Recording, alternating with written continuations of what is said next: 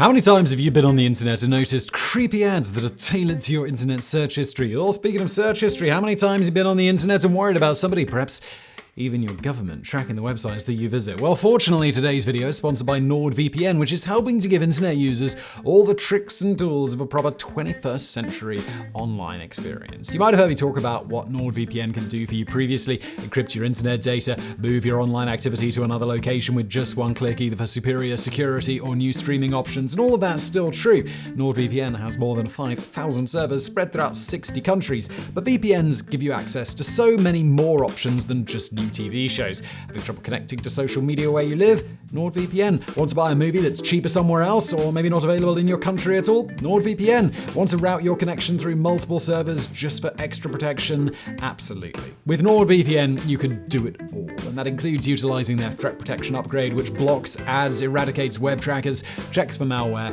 and more. Right now, as part of a unique deal, you guys can get a 2-year plan at a huge discount plus an additional 4 months for free. And if you do try Nord and change your mind, there's a 30-day money-back guarantee. All you got to do is go to nordvpn.com/bio. Again, that's nordvpn.com/bio for a 2-year deal at a huge discount plus 4 free months on top of that as a bonus. Or just follow the link in the description box below. And now today's video.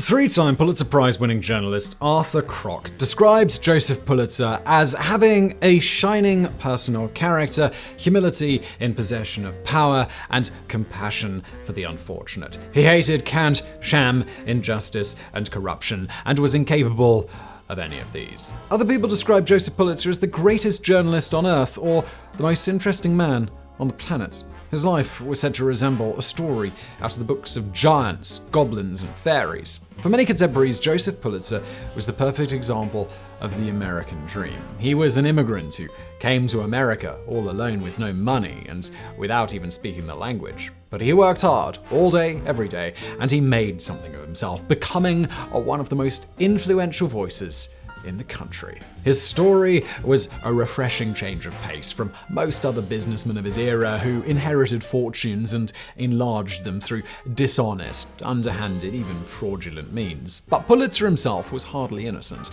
In their pursuit of success, his newspapers chased sensationalism, sex, scandal, murder, and fear-mongering, while qualities such as fairness, accuracy, and accountability were often left by the wayside. This approach, which became known as yellow journalism, has infected almost every facet of the Fourth Estate and is still, of course, prevalent today.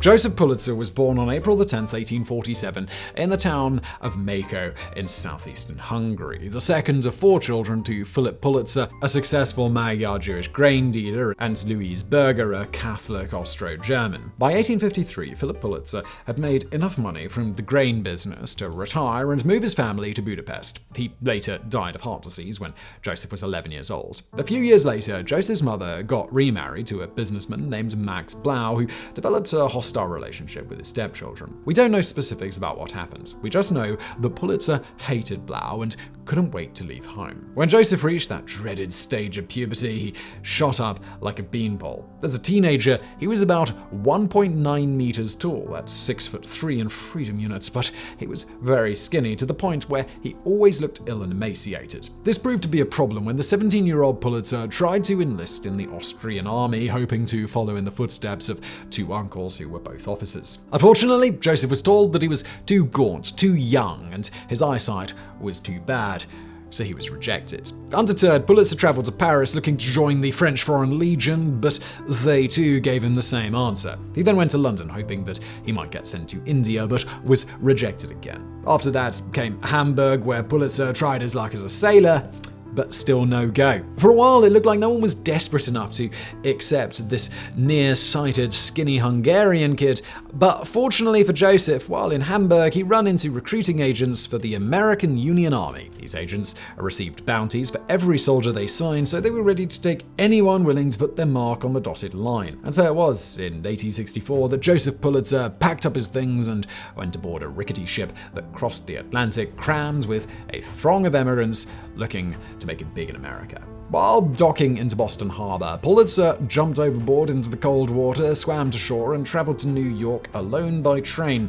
He did all of this so that he could collect the $300 enlisting bounty himself. On November 12, 1864, Pulitzer made it to Remount Camp in Maryland, where he joined the L Company of the 1st New York Lincoln Cavalry, although he only ever took part in a few minor skirmishes. He was quickly disabused of whatever glamorous notions of the military life he might have gained from his uncles. His captain took an instant dislike to him due to his weak, scarecrow-like constitution and heavily accented broken English. The other soldiers followed their captain's cue and mocked the new recruit. Instead of calling him Pulitzer, they called him Pulitzer and considered it an invitation to grab Joseph's prodigious nose. So, once the war was over, what was next for young Joseph? Definitely not a military career, that much was clear. He was broke, sleeping on the streets of New York. The city saw a large influx of veterans, so finding any kind of job was difficult. Pulitzer spoke almost no English, but was fluent in French and German, so he thought he would move to a place with a large German population.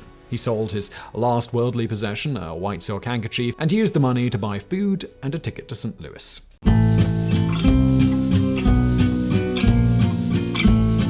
In October 1865, Pulitzer arrived at his new home. At first, he was desperate for any kind of work that he could get. He served as a coal shoveler, then a mule caretaker, a stevedore, a laborer, a deckhand, and a waiter. All of them were dead-end jobs that paid chicken feed, so Pulitzer had to work 2 jobs at a time, 16 hours a day, just to barely make ends meet, plus another 4 hours spent at the library learning English. The librarian there, Udo Bachvogel, became his first friend in America and helped Pulitzer learn the language by carrying out conversations in English.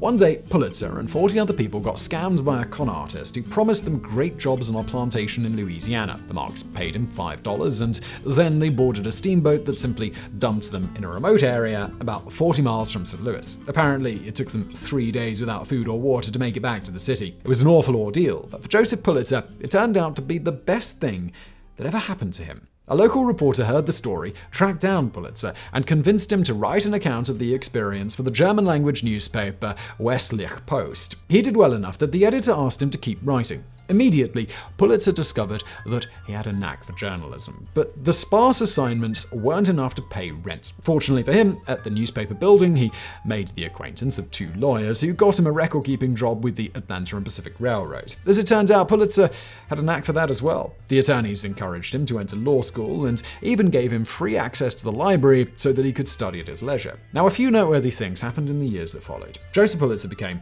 an American citizen. His younger brother, Albert, joined him in St. Louis and became a German teacher. And Pulitzer was admitted to the bar, and he became a notary public. His new career, however, wasn't a hit. Joseph still struggled with English. He didn't have money to spend on smart-looking clothes. His odd, scruffy appearance didn't attract many customers, and he gave up the exhilarating life of a notary public. But the timing worked out great, because the Westliche Post was looking for a new full-time reporter, and he got the job. Pulitzer was a complete workaholic. He routinely worked 16 hours a day, chasing down every lead and questioning every person with unbridled enthusiasm. His editors loved him, but his fellow journalists resented him for making them look bad. On more than one occasion, Pulitzer was sent out on a wild goose chase, but this never dampened his spirit. His entry into the world of politics was just as serendipitous. Pulitzer joined the Republican Party like many of his newspaper colleagues. On December 14, 1869, he attended a Republican meeting as a reporter. They needed to put forward a candidate for the Missouri state legislature. Because everyone thought that the Democrats had the election in the bag, someone nominated Pulitzer as a joke. The rest of the crowd laughed and unanimously selected Pulitzer as their candidate. And guess what? He won. Pulitzer put the same amount of effort into his election race as he did into his reporting. He campaigned in the streets, he visited people at home, and displayed a genuine enthusiasm that struck a chord with the voters. Technically, the moment Pulitzer took his seat, he was breaking the law because he was 3 years too young to serve in the legislature. If anyone realized this, they kept it quiet, and Pulitzer served out his term illegally. His most notable contribution was voting to support the 15th Amendment, which gave black men the right to vote. Pulitzer's other highlight from his time as state legislature generated a lot more headlines, though. It was a rivalry between him and a Democratic opponent named Captain Edward Augustine, which culminated in a fight inside the lobby of Schmidt's Hotel in Jefferson City, where Pulitzer pulled a gun and shot Augustine twice. What exactly happened has never been made clear, since newspapers told different versions based on whom they supported. They all agreed that Augustine taunted and insulted Pulitzer several times, but the pro-Pulitzer papers said that Augustine was armed and charging at his enemy when Pulitzer shot him in self-defense, while the pro-Augustine camp claimed that Pulitzer shot an unarmed man. Ultimately, Pulitzer was charged with assault with intent to kill. He was even found guilty, but he was let go with only a $405 fine.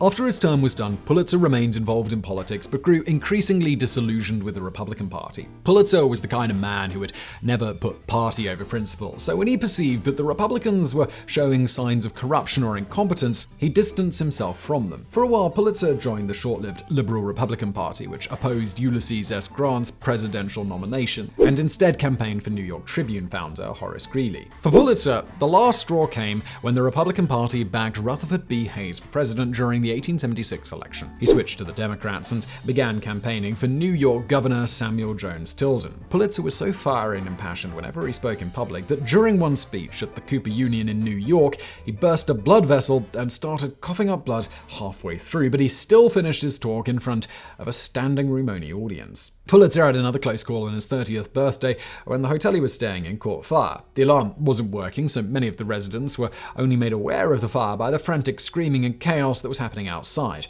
17 people perished in the blaze, and Pulitzer himself was almost among them before being rescued. But let's take the bad with the good. Soon after the fire, Pulitzer moved to Washington, D.C., where he fell in love with 23-year-old Kate Davis. The two got married on June 19, 1878, and went on to have 7 children together. All the while he was involved in politics, Pulitzer never abandoned journalism. His dream was to have his own newspaper, but he wasn't exactly rolling in dough yet. In late 1878, he learned that the St. Louis Dispatch was up for sale after going bankrupt. Pulitzer only had around $5,000 to spend, so to prevent any outside interest, he sent a covert emissary to bid on his behalf and managed to buy it for half of his budget. More good news followed because the publisher of one of the newspaper's main rivals, the St. Louis Post, called up to offer a merger because he didn't want to compete. And thus, at 31 years old, Joseph Pulitzer owned his first newspaper, the St. Louis Post-Dispatch. The paper's circulation steadily rose under Pulitzer's leadership and became one of St. Louis's main political voices, usually staying true to Pulitzer's pledge that the Post and Dispatch will serve no party but the people. Immediately, he started a fight with the bigger, more established Missouri Republican, which, despite its misleading name, was published by Democrat William Hyde. And we guess it was opposite day in St. Louis when they named their newspapers because another one of Pulitzer's competitors was the Globe Democrat, which, you guessed it, was actually a Republican newspaper. Pulitzer's aggressive tactics of picking fights with virtually every other print publication in the city brought new readers to the Post-Dispatch. Besides politicians, Pulitzer also crusaded against a lottery racket, a horse car monopoly, and the gas company, and this was just in the first few months. In a short time, Pulitzer had made quite a few enemies, so he got into the habit of walking around with a pistol. So did his editor, John Cockerill, and he actually had a chance to use it. In 1882, there was an election to fill the seat of deceased Congressman Thomas Allen. The Democrats backed a lawyer named James Broadhead, but Pulitzer strongly opposed him. Consequently, Broadhead became the Post-Dispatch's new prime target. Broadhead himself didn't respond to the attacks, but his friend and law partner Alonzo Slayback did. On October the 13th, Slayback charged into the offices of the Post-Dispatch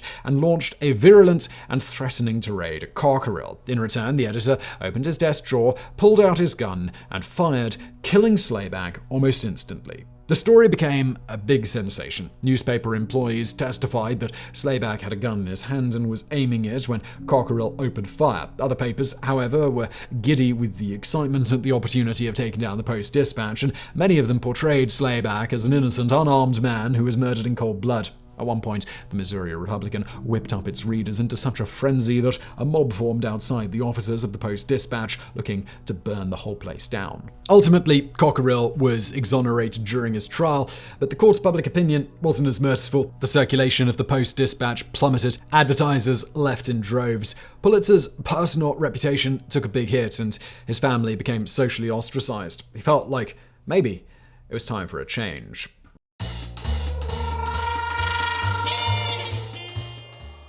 The aftermath following Slayback's death took its toll not only on Pulitzer's business, but also on his health. In the spring of 1883, Joseph and his wife traveled to New York, intent on going on a long European vacation to rest up. However, while in New York, Pulitzer heard that infamous robber baron Jay Gould was looking to sell his newspaper, the New York World. For years, Pulitzer dreamt of running a publication in the Big Apple, so he entered negotiations with Gould, and on May 10, 1883, Joseph Pulitzer bought the New York World for $346,000.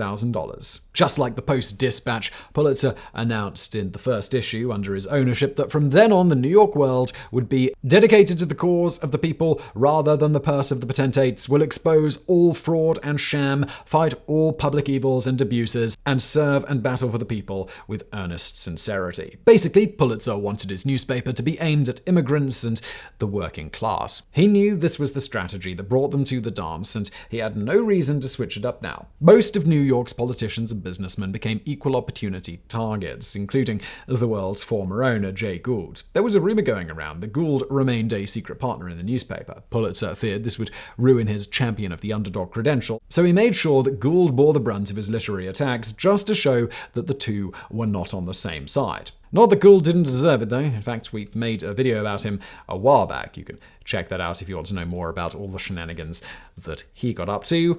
There were many. As a consequence of focusing on the common man, the newspaper began covering a lot more human interest stories. At first, these were only present in the Sunday edition, which Pulitzer used as a sort of testing ground for his new ideas. It featured stories about cannibalism at sea, crazy religious sects, human sacrifice in the United States, and, of course, murder after gruesome murder. One particularly infamous headline even read, "French socialist and explorer discovers a race of savages with well-developed tails." It didn't take Pulitzer long to realize that the more lurid, scandalous, or violent the story was, the more copies it sold. Soon enough, such accounts made their way from the Sunday edition into the weekday papers. The New York World became the progenitor of the tabloids of today, where sensationalism, scandal, and fear-mongering triumphed over fairness, accuracy, and integrity. But it wasn't all bad, to be fair. The World had its moments. It exposed many tales of fraud and corruption, both in the public and private sectors. It recruited intrepid journalists who conducted genuine investigations, the most famous of all being Nellie Bly. It organized stunts and promotions that ultimately benefited society, even though their main goal was to sell newspaper subscriptions. The most memorable one involved raising funds to build a gigantic pedestal in New York Harbor for the Statue of Liberty. Neither Congress nor New York Governor Grover Cleveland wanted to pony up the dough, so it's entirely possible that without Pulitzer's help, the Statue of Liberty might have been shipped back to France.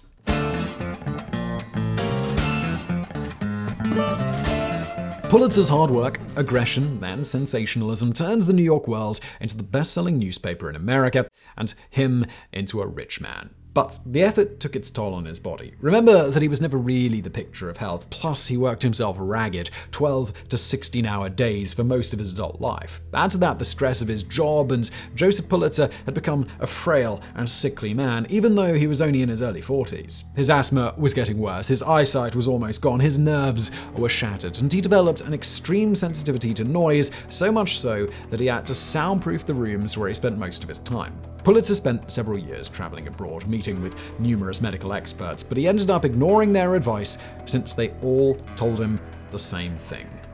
He needed to retire. All the experts thought that the job was killing Pulitzer. However, that was the one thing he'd never give up, since he thought that his work was keeping him alive. But Pulitzer did admit that he could no longer function as before, so begrudgingly in 1890 he retired from the editorship of The World, although he still managed it in absentia from the comfort of his own home. Even though Pulitzer was supposed to take it easy, his biggest challenge was yet to come. It arrived in the form of a publisher, William Randolph Hearst, who purchased the New York Journal in 1895, a newspaper originally founded by Pulitzer's younger brother, Albert. Hearst went after the same audience as The World, using the same approach to journalism. His strategy seemed to be do what Pulitzer does, but do it bigger, and he had the funds to back it up. Hearst poached Pulitzer's people with better salaries, and he initially sold his paper at a loss just to make it cheaper than The World. There was also personal animosity there. Pulitzer respected hard hard-working, self-made men, while he had contempt for people like Hearst who were playing the game with daddy's money. The rivalry soon evolved into a journalistic war that went on for years and constituted the most shameful period of Pulitzer's life. The reality of the matter was that when his back was against the wall, Pulitzer discarded whatever principles he claimed to have and descended fully into irresponsible, sensational, and sometimes purely fabricated journalism just to sell more copies than his rival. For his part, Hearst had no qualms about matching Pulitzer move for move. This explicit and unrestrained style, which is still pervasive today, became known as yellow journalism. And in case you're wondering, the name was derived from the fact that both publishers fought over the services of cartoonist Richard Outcault, who had a popular comic strip titled The Yellow Kid. The rivalry reached an unprecedented height when Cuba revolted against Spain, and there was serious concern in America that the US might go to war with Spain. Both publishers realized that a war would sell a buttload of copies, so they basically turned their newspapers into fear-mongering propaganda in order to make the public favor going to war. It was similar to the plot of Tomorrow Never Dies, which would make both Pulitzer and Hearst real-life Bond villains. To be fair, Pulitzer did feel a modest pang of guilt and started adopting a more restrained approach to journalism following the Spanish-American War. In 1904, he hired Frank Cobb as the new editor of The World, and he resisted Pulitzer's attempts to continue running the newspaper from home. Pulitzer didn't like it, but he respected Cobb, so eventually he relented and handed over the editor reins. In 1907, he turned the administrative side of the business over to his sons and retired altogether. Joseph Pulitzer died aboard his yacht a few years later, on October 29th, 1911, aged 64. Meanwhile, Hearst continued on his path unimpeded and eventually amassed the largest media empire in America, although he did have the benefit of outliving Pulitzer by 40 years. But he is remembered today as a ruthless muckraker who made his fortune off of other people's misery and disgrace, whereas Pulitzer mostly rehabilitated his image thanks to a generous will. He used his money to found Columbia University Graduate School of Journalism, one of the first and finest in the world, and of course the Pulitzer Prizes for journalism, which remain to this day his most enduring legacy.